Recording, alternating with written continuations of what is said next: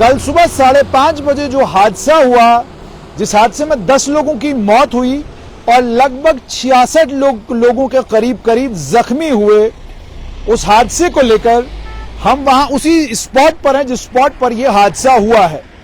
लेकिन यहां पर भी जब आप देखते हैं तो आप सोचने पर मजबूर हो जाते हैं कि घटनाक्रम आखिरकार है क्या।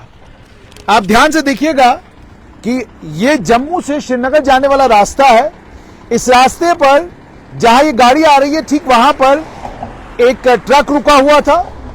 जो घटनाक्रम अभी तक बताया जा रहा है कि वहां से बस तेजी के साथ आई और उसने ट्रक को हिट किया, और ट्रक को हिट करने के बाद गाड़ी वहां से आती है और इस तरफ आप देख सकते हैं यहां का बैरियर तोड़कर यहां से नीचे चली जाती है। अब कितनी रफ्तार क्या थी गाड़ी की, पहला सवाल तो यह है। और दूसरा ये कि जहां से गाड़ी इस डिवाइडर, इस बीच वाले सारे पोर्शन को काटती हुई उस तरफ गई है, वो गई कैसे है, ये बहुत सारे सवाल है। और उसके बाद नीचे आप देखें कि बस की हालत क्या है इस वक्त। वो आप देख सकते हैं कि अगले वाला पोर्शन कंप्लीटली डैमेज्ड है बस का, सारे खिड़कियों के शीशे टूटे हुए हैं, मुकम्मल तौर पर जो है बस डैमेज है। और इसके टायर जो है वो कहां गिरे पड़े हैं वो भी आप देखिए, ये भी बताया। आप देख सकते हैं कि हालांकि ये बाद में बस सीधी की गई है, लेकिन जब आप पूरे के पूरे रात के समय में हुआ क्या होगा, जब उस पर थोड़ा सा आप सोचने लगते हैं तो आप हैरान हो जाते हैं कि बस अगर वहां बहुत तेजी से भी आ रही थी तो ये बीच वाला पोर्शन बस ने क्रॉस कैसे किया, और बीच वाला पोर्शन क्रॉस करने के बाद बस यहां पहुंची है, और यहां पहुंचने के बाद यहां से बस जो है वो नीचे गिरी है। अब जाहिर सी बात है, बस जब यहां से नीचे गिरी है तो आप देख सकते हैं कि यहां भी कोई खास डैमेज नहीं है, हल्का फुल्का डैमेज है। और उस हल्के फुल्के डैमेज के साथ में कुछ और चीजें आपको दिखाना चाहेंगे, जिसे कहते हैं ना कि चीजें मैच नहीं कर रही और समझ में नहीं आ रहा कि यहां रात में, कल सुबह लगभग 5:30 बजे के करीब यहां हुआ क्या है। और दूसरा कुछ चीजें जो निकल कर आई हैं, पहली बात तो ये कि बस का ड्राइवर जो है वो बस से नहीं चला रहा था, बल्कि मार्बल का काम करने वाला एक आदमी बस चला रहा था। मार्बल के काम करने वाले आदमी के हाथ में बस क्यों दी गई थी, ये आप देख सकते हैं कि ये वो विजुअल्स हैं। ये बस का एक पोर्शन है, जो पोर्शन बाहर है, बस बताया जा रहा है कि यहीं पर गिरी हुई थी। यहां से क्रेन लगाकर बाद में बस को वापस जो है, बस को आप देख सकते हैं जहां हमने आपको दिखाया, बिल्कुल ठीक इस ब्रिज के नीचे बस को रखा गया है। अब आप ये देखिए कि कितना भयंकर एक्सीडेंट था। ये बस के पार्ट हैं और ये आप देख सकते हैं कि ये 2 टायर हैं। अब ये फ्रंट है, ये बैक है। जाहिर सी बात है जो बस के जानकार होंगे उन्हें ज्यादा मालूम होगा, लेकिन आप देख सकते हैं कि क्या कह रहे हैं आप, कौन सा ये, आप यहां पर थे उस समय जिस समय ये घटनाक्रम हुआ? अच्छा, ये फ्रंट एक्सल है गाड़ी का। और उसके अलावा जो बाकी आप देख सकते हैं हालत क्या हुई है गाड़ी की, कि ये एक्सल का ये हाल देखिए आप, ये फ्रंट एक्सल का हाल आप देखिए कि पूरा टूट गया है और सामान कहां कहां तक बिखरा पड़ा है। और एक और चीज जो समझ से परे है, ये जो सामने आप बोरा देख रहे हैं, ये बोरा बेसिकली ट्रक के अंदर था। ये बोरा कैसे आया यहां पर, ये आप देख सकते हैं कि बोरा उस ट्रक के अंदर था जिस ट्रक के साथ इस बस की टक्कर हुई। वो ट्रक वो सामने लगा हुआ है, वो आप देख सकते हैं, वो जो ट्रक सामने लगा हुआ है यही वो ट्रक है जिस ट्रक के साथ बताया जा रहा है कि इस बस की टक्कर हुई है। और टक्कर होने के बाद ये आप देख सकते हैं कि कितना भयंकर हादसा था, एक एक पोर्शन। और आगे हमने ये भी देखा कि इस ट्रक की चाबियां यहीं पर पड़ी हुई हैं, कोई किसी की शायद स्कूटर की चाबी है वो भी यहीं पर पड़ी हुई है, चार्जर जो बस के अंदर इस्तेमाल किया गया वो भी यहां पड़ा हुआ है, और शीशा जो है वो भी वहां, वो सामने देख सकते हैं आप, शीशा वहां पड़ा हुआ है, और बस जो है वो यहां से नीचे। अब आप देखिए ये वाला पोर्शन बस ने तोड़ा है, लेकिन ब्रिज इतना मजबूत है कि इसका एक पोर्शन टूटा और यहां से बस नीचे चली गई है। ये आप देख सकते हैं, ये सीटें हैं बस की, जो आपको यहां से आप देख सकते हैं कि सीटें हैं बस की। ये आप देखिए ये सीटें हैं उस बस की।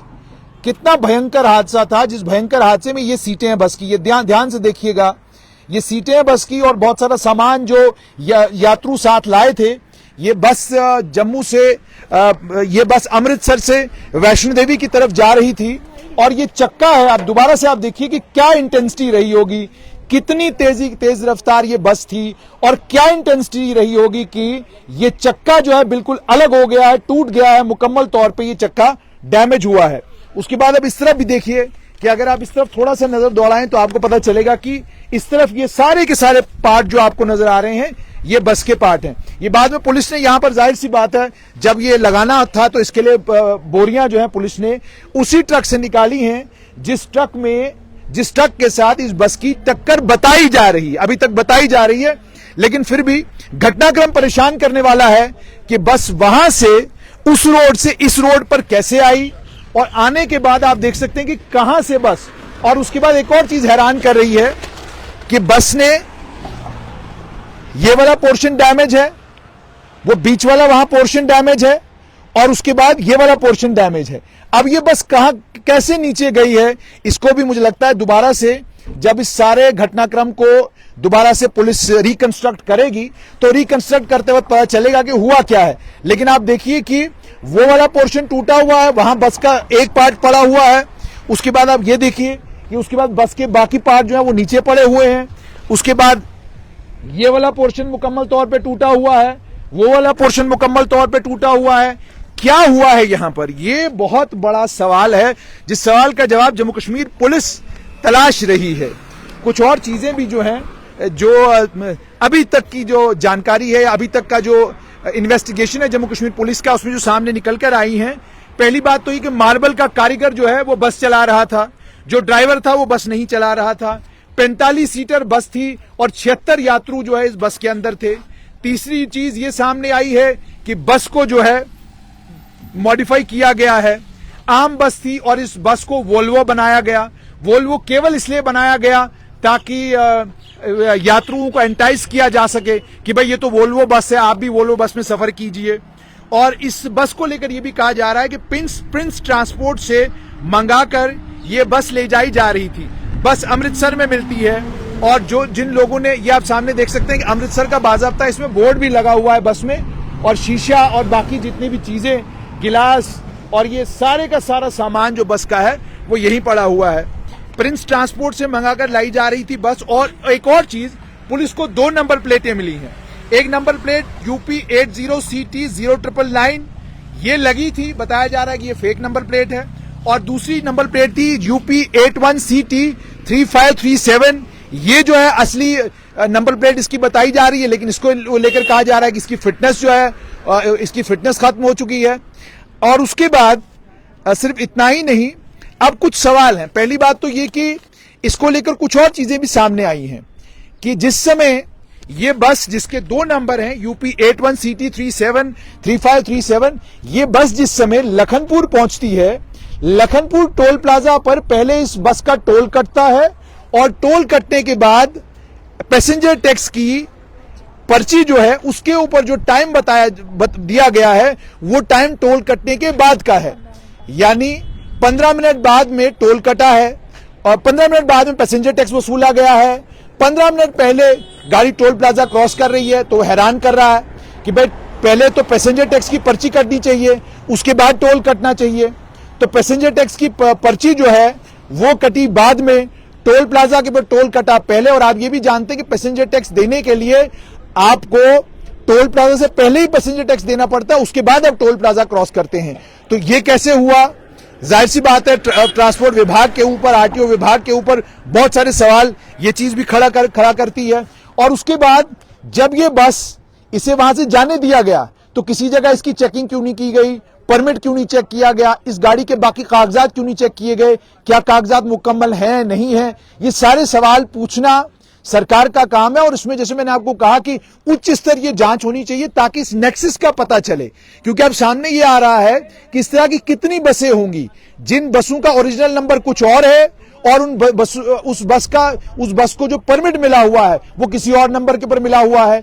आप जब जम्मू कश्मीर एंटर करते हैं तो आप किसी और नंबर पे एंटर करते हैं और आपका जो परमिट है वो किसी और नंबर का है। और हैरानगी वाली बात यह भी है कि यूपी का रजिस्ट्रेशन नंबर, परमिट गाड़ी का यूपी का, और यूपी का परमिट होने के बाद गाड़ी जो है अमृतसर से बिहार के लोग जो हैं वो बुक कराते हैं। तो अमृतसर से यूपी के नंबर की गाड़ी की बुकिंग कैसे हुई? अगर ये गाड़ी अमृतसर से चल रही है तो इस गाड़ी का पंजाब का परमिट क्यों नहीं है, इस गाड़ी का यूपी का परमिट क्यों है? ये भी सवाल है। मतलब अगर पंजाब में परमिट दिए जा रहे हैं, जिन परमिटों से आप यूपी से या किसी और जगह से गाड़ी पंजाब पहुंचाए और पंजाब से आप उस गाड़ी को घुमाते रहें जिधर मर्जी उधर, वो कैसे संभव है? जिन्होंने अमृतसर में इस गाड़ी को बुक किया वो लोग कौन थे और अमृतसर से इस गाड़ी की बुकिंग कैसे हुई? ये प्रिंस ट्रांसपोर्ट कंपनी अगर अलीगढ़ की है तो ये पंजाब से अगर ऑपरेट कर रही है तो क्या यूपी की गाड़ियां पंजाब से चल रही है? ये बहुत सारे सवाल हैं जिनके जवाब जरूरी है। जवाब इसलिए भी जरूरी है क्योंकि इसमें 10 जाने गई हैं। और जो पुलिसकर्मियों ने हमें एक और जानकारी दी, उन्होंने कहा 4 लाशें सड़क के ऊपर पड़ी हुई थी, डेड बॉडीज 4 सड़क के ऊपर पड़ी हुई थी और उन 4 लाशों के बाद गाड़ी जब नीचे गई तो बाकी लोगों को नीचे से रेस्क्यू किया गया। 10 लोगों की मौत हो चुकी है, 66 लोग इस हादसे में जख्मी हुए। बड़ा गंभीर मामला है और सभी के सभी लोग बिहार के हैं। लेकिन मैंने जैसे आपको कहा कि घटना स्थल पर जब आप पहुंचते हैं, यहां के दृश्य आपको विचलित कर देते हैं कि गाड़ी का, ये आप देख सकते हैं फ्रंट एक्सल कहां पर है और उसके बाद गाड़ी नीचे कहां पर है। तो खुद आप हिसाब लगाइए कि कितना भयंकर यह हादसा हुआ होगा, जिस हादसे में 10 लोगों की मौत और 66 लोग जख्मी हुए हैं। गाड़ी को लेकर ऑलरेडी बताया जा रहा है 45 सीटर बस है और 76 लोग इसके अंदर हैं। 31 लोग गाड़ी में ज्यादा बैठे हुए थे। और जब हमने जिन्होंने गाड़ी बुक की थी उनसे बात की थी तो उन्होंने ये कहा था कि मुंडन था हमारे यहाँ, हम मुंडन के लिए अपने परिवार के बच्चों को लेकर आ रहे थे। लेकिन फिर वही सवाल कि क्या पुलिसकर्मी गाड़ी के पीछे भाग रहे थे जिसकी वजह से गाड़ी इधर आई? क्योंकि जाहिर सी बात है, नाके के ऊपर पुलिसकर्मी ने गाड़ी को रोका तो जरूर होगा। तो दूसरी बात यह कि क्या ड्राइवर को, क्या इस मार्बल का काम करने वाले को नहीं पता था कि गाड़ी कहां की तरफ जा रही है? और कैसे पता चला कि मार्बल का काम करने वाला गाड़ी चला रहा था? यह भी एक सवाल है। भाई मार्बल का काम करने वाला गाड़ी चला रहा है कि आप जानते हैं ना कि ड्राइवर के पास जो आगे बैठने की जगह होती है वो केबिन होता है पूरा, उस केबिन के अंदर 2-3 लोग रहे होंगे। तो मार्बल का काम करने वाला ही ड्राइवर था, ये कैसे पता चला? ड्राइविंग सीट से जिसको निकाला गया वो कौन है? ड्राइवर इस गाड़ी का कौन है? और जिस समय गाड़ी नाके के ऊपर पहुंची है वहां की वीडियो फुटेज तो होगी। क्या इस गाड़ी को नाके के ऊपर रोका गया था? क्या गाड़ी नाका तोड़कर भागी थी? पुलिसकर्मी गाड़ी के पीछे लगे थे जिसके चलते गाड़ी जो है स्पीड, गाड़ी बहुत तेज हुई और यहां से नीचे गिरी। और ये भी आप देखिए, ये भी असमंजस में डालने वाली बात है कि पुलिस का नाका क्रॉस करने के बाद ही जो उन लोगों ने भी बताया, जो लोग गाड़ी के अंदर थे, उन्होंने कहा हमको समझ नहीं आई कि अचानक गाड़ी की स्पीड क्यों बढ़ गई। वो जो उन्होंने कहा अचानक गाड़ी की स्पीड क्यों बढ़ गई, वो भी एक सवाल है कि गाड़ी की स्पीड का अचानक बढ़ जाना क्या दर्शाता है? क्या कोई पीछा कर रहा था गाड़ी का? क्या गाड़ी को रुकने के लिए किसी ने कहा था, या गाड़ी का ब्रेक फेल हुआ था? अगर गाड़ी का ब्रेक भी फेल होता है तब भी गाड़ी की स्पीड अचानक बढ़ना, ये उन लोगों ने जो आई विटनेस है। तो बहुत सारे सवाल है जिनके जवाब जम्मू कश्मीर पुलिस को तलाश करने हैं। लेकिन फिर से जैसे मैंने आपको कहा, जब आप घटना स्थल पर आते हैं तस्वीरें आपको विचलित करती हैं और घटना स्थल की पोजीशन भी आपको बहुत सारे सवाल आपके जहन में आते हैं। अब देखिए, गाड़ी वहां से आई है, वहां टक्कर अगर लगी तो टक्कर लगने के बाद 2 खंबे हैं, दोनों खंभों में से कोई खंबा टूटा नहीं। उसके बाद आप ये देखिए, इधर से कोई डैमेज नहीं है, ना उस तरफ से कोई डैमेज है। और उसके बाद बीच में नाली है, टायर इसके बीच में भी नहीं गया, टायर इस नाली को भी क्रॉस करके इस तरफ आ गया। अच्छा, ये लोग भी यहाँ पर होते हैं नाके में।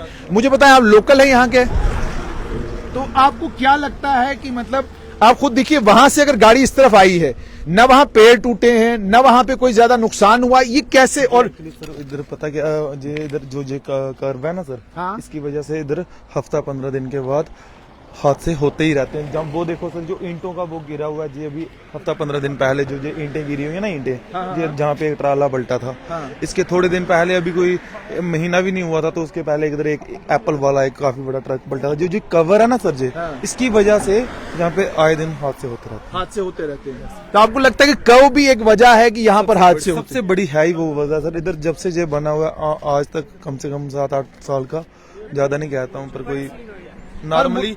आप यही के रहने वाले हैं? जी सर। इतना भयंकर एक्सीडेंट आपने कभी देखा है? नहीं सर, आज दिन तक तो मतलब कि जो बसेस का जो फर्स्ट टाइम हुआ जहाँ पे ऑलरेडी, नहीं तो ट्रक ट्रॉलर्स वगैरह गिरते और इस तरह का ये जो ऊपर वाला, ये कहीं ऐसा तो नहीं है बाद में क्या कहते हैं पुलिस कर्मियों ने यहाँ पर लाया है? ये उसी टाइम हो गया था ऑन द स्पॉट। इधर सभी लोगों ने इधर मौके पे पहुंच गए थे, जो इधर गए हैं, जहाँ के जितने भी स्थानीय लोग जो टूट भी गया हैं। और गाड़ी नीचे गई। हाँ, तो ये वाला पोर्शन टूटा, वो वाला पोर्शन टूटा, गाड़ी नीचे गई कहाँ से? जब वो ऐसे गाड़ी मतलब के आधी नीचे लपक गई, लटक रही। हाँ लटक रही थी। उसके बाद जैसे ही ये इसका टूटा, उसके बाद उसका जो पीछे वाला हिस्सा था वो नीचे आ गया और टायर वाला ऊपर आ गया, जो बच गया था टायर। आप देख सकते हैं कि कितना भयंकर एक्सीडेंट है। और ये जो हादसा हुआ है, यहाँ सामने सीआरपीएफ के जवान भी रहते हैं, तो इनसे भी जाहिर सी बात है पुलिस बाद में जब पड़ताल करेगी इनसे भी सवाल जवाब पूछे जाएंगे, मगर बड़ा भयंकर है। और जैसे मैंने आपको कहा कि ये जितनी भी वॉल्वो बसेस चलती हैं, ये जिम्मेदारी आरटीओ कठुआ की है कि जिस समय गाड़ी कठुआ में एंटर करती है तो ये जिम्मेदारी आपकी बनती है कि जब आप पैसेंजर टैक्स काटते हैं तो पैसेंजर टैक्स काटते वक्त आपकी जिम्मेदारी बनती है कि आप गाड़ी का परमिट चेक करें, आप गाड़ी की फिटनेस चेक करें, आप गाड़ी के तमाम कागजात चेक करें। आप नहीं करते, आपकी नॉन सीरियसनेस का नतीजा आप सामने देख सकते हैं। एक पुरानी बस जो प्रिंस ट्रांसपोर्ट की बस थी, एक नकली और एक असली नंबर, 2 नंबर लगाकर यह बस जम्मू कश्मीर में एंटर हुई। 76 पैसेंजर इस गाड़ी के अंदर थे। इस गाड़ी का चालान नहीं हुआ। ये गाड़ी पैसेंजर टैक्स देते हुए जम्मू कश्मीर के अंदर एंटर हुई। पैसेंजर टैक्स बाद में कटा, टोल टैक्स पहले कटा।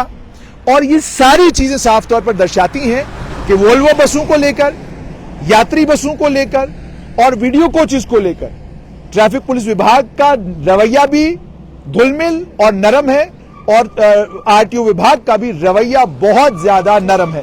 तो ये घटनाक्रम आपने देख लिया, यही है वो जगह जिस जगह पर हादसा हुआ था जिसमें 10 लोगों की मौत और 66 लोग जख्मी हुए।